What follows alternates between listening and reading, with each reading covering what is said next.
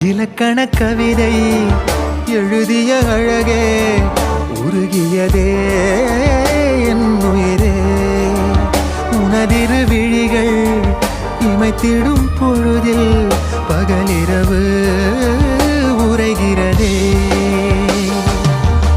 இதயம் கேட்குதே என் காற்றாக கனவாக கை வீசும் காதல் இவள் யாரோ